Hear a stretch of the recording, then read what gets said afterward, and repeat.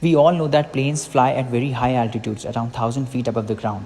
And during very bad weather, they are a very easy target for the lightning to strike. But there is no damage done to the plane or even the passengers inside when the lightning strikes the plane. Have you ever wondered why? The very first reason is that planes, they are made from conductors, and because of which, even when the lightning strikes, it provides a very easy path for the charges to flow to the ground.